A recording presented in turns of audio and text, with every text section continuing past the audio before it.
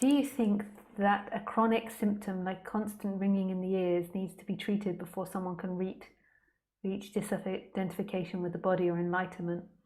Or is it maybe the other way around, that the shift of energy helps the body to heal from it?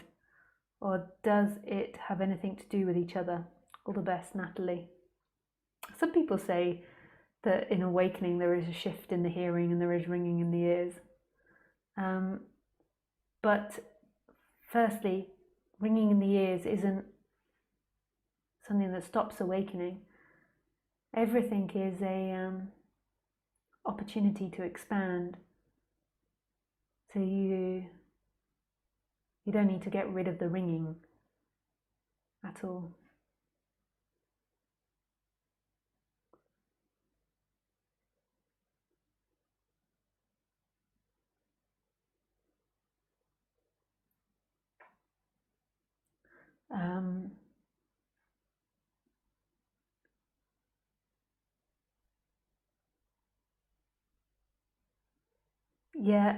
So some people say that that the sound shift and hearing shifts, and you hear sounds in awakening. Like in Buddhist traditions, I've heard that a lot. But it doesn't matter.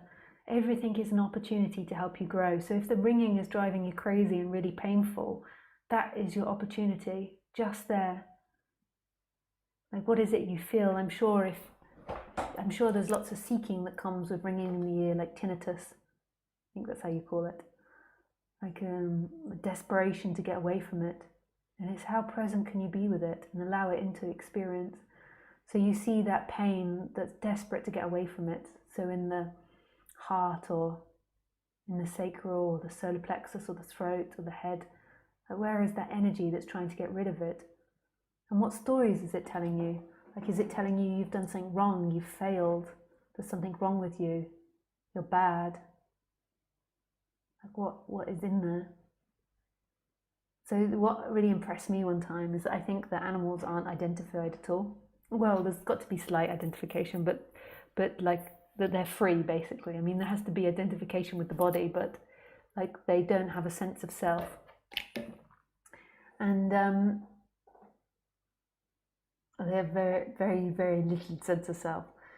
So one time when I was in India, I was staying in this hotel that decided to do construction work like about like a meter or 2 meters away from my room, and they were like doing this with the jackhammer, like, and it was like so loud, it was so unbearable, and I wanted to sleep, and I just thought, I can't sleep with this, like my room is vibrating. And because of the way I am, I always tend to attract dogs because I give them food. When I opened the door, like all the dogs were sleeping outside my room, so they're like sleeping here, and then there's this man just like going like this with this thing, like, and dogs have like amazing hearing. It's like 100 times our hearing. I don't know if it's 100 times. It could be 10. I get confused if how many noughts it is. But they have really good hearing, and they're just like sleeping outside of my room with that right next to their head. And I thought to myself, if they can sleep, then I can sleep. It's all a state of the mind. I don't think I managed to sleep, but it's just a point. And one thing I love about, like, I don't love this, but one thing that always touches me when I'm in India, it's not like I love seeing an animal injured, but like you can see an animal injure a really bad skin condition, and yet their being and their soul is so alive and vibrant. So they've got like no hair and they're really itchy, and yet there's something in them that's so innocent and alive and vibrant. I don't mean to dismiss though, I'm sure it's very difficult, the sound, but I'm just trying to give you inspiration of ways to look at it.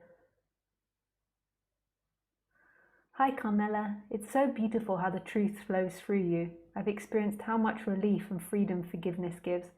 Lots of love and gratitude to you, Lisa. Nice. Yeah, Carmela.